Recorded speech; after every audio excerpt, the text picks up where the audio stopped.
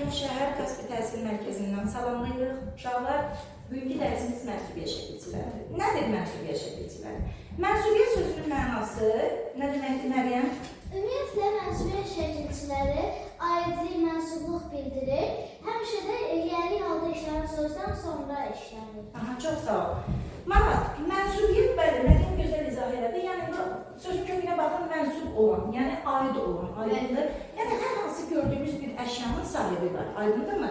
Yəni, əşyalar aid olanlardır. Bəs nəyə aiddirlər, hansı hala aiddirlər, mənə yeri halına aiddirlər. Deməli, biz görürük ki, burada mənsubiyyət şəkilçiləri qəbul edən hər hansı bir söz yeri halına nə olmalıdır? Aid olmalıdır. Bəs özü hansı halda olur? Bəs özü hansı halda olur? Aid halda. Bəli. Baxın.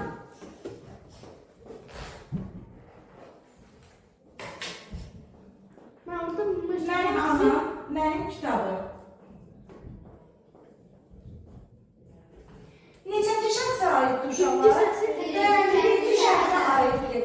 Mən özü adlı halında olan bir sözdür, əvəzlidir, şəxs əvəzlidir. Söz ki, necə mənsubiyyət qəbul elədilir. Dərhal hansı hala saldı uşaqlar? Yeri halda. Bəs yeri halda bizim ilk nə şəkilçisidir burada? Yeri halda şəkilçisidir. Axı biz yeri halda sizdən bundan əvvəl keçmişdik. Düzdür? Yadınızda saxlayın. Birinci şəxsdə mən və biz sözləri, yəni birinci şəxsin təki və cəmi, yeri halda im şəkilsini qəbul edir. Aydındır? Yəni biz deyə bilmərik burada mənim. Əslində normalda yeri halda şəkilsi ındır və bu iki söz im qəbul edir. Bu da bizi çaşdırır. Məsələn, biz yaza bilərik burada. Mənim əlim.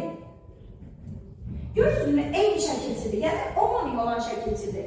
Mənim yadımızda nəyə saxlayırıq? Yadımızda saxlayırıq ki, deməli, əl kimə isə aiddir, yəni mənə aiddir. Bu, buradan da bildik ki, bu mənsubiyyətdir. Mənsub olan sözdə yeri halına tabidir. Aydındır?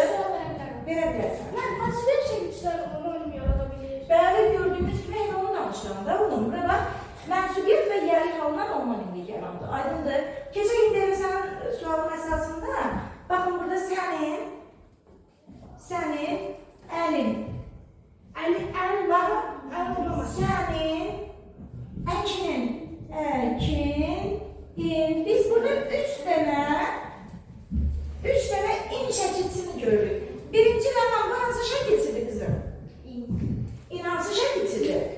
Yeri haldır. Baxın, yeri haldır. Çünki əkin sənə məxsusdur, düzdür? Eyni şəkilsini, bax, gözünüz yazmış eynidir. Mənim cavabıma görə çox sağ ol, əyləş. İndi əkin sözündə uşaqlar bu nə şəkilsidir? Kim deyər? Xeyr. Mənsubiyyət. Xeyr. Xeyirdən isim yaradan isim şəkilsidir. Və həmin bizim bu isimimiz yenə də mənsubiyyətə görə dəyişir.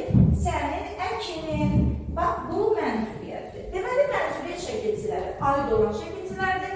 Sualınızdan da gördüyünüz kimi, bəzi mənsubiyyət şəkilçiləri, hətta üçüncü şəxsin təkində, birinci şəxsin təkində, ikinci şəxsin təkində olan şəkilçilərin bəziləri nə yaradır uşaqlar? Homonimlik yaradır digər şəkilçilərlə. Və hətta leksik şəkilçilərlə də homonimlik yarada bilir. Aydındır mı? Bəs burada niyə ındır, burada mıdır uşaqlar? Burada sözün sahib və samitdən bitməyindən asılıdır. Bana bax onu. Alman sözünün sahibdən bitdiyindən mıdır nədir? Kitabın sözündə sabit olduğuna görə ın şəkilçilərlə yaranmışdır. Bəs burada sı nə üçündə kim deyə bilər buna? Yəni, bu sı nə ola bilər? Nə şəkildir? Yetiştirici, yarısı yazısıdır inşallah. İndi gəlin, bir sözü mənsubiyyətə görə dəyəcək. Mənim atam, mənim kitabım. Düzdür? Sənin atan, sənin kitabı. Onun atası, onun kitabı.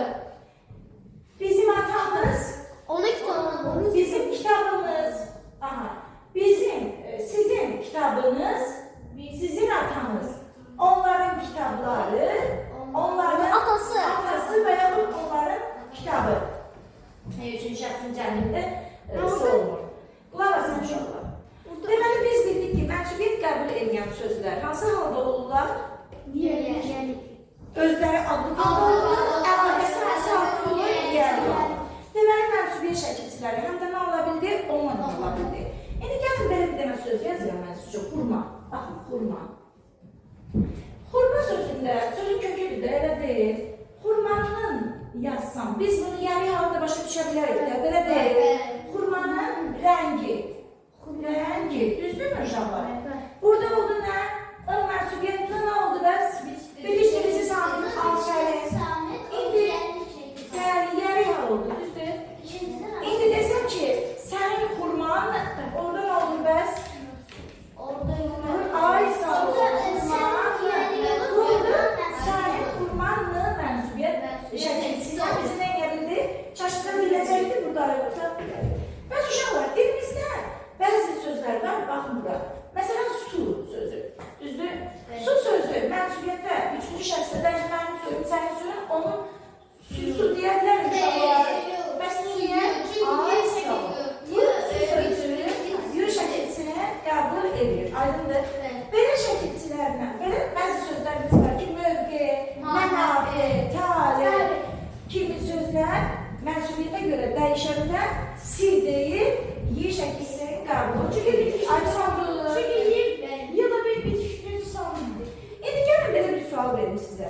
Uşaqlar, sizcə mənsubiyyət şəkilçiləri hallana bilər? Mənsubiyyət qəbul edən söz hallana bilər? Bəli deyirsən. Yaxşı, mənim atam hallandı. Kim hallandıra bilər? Mənim atam. Adlı qalda olduğu üçün əlbəttə hallanır. Atamın, mənim atamın.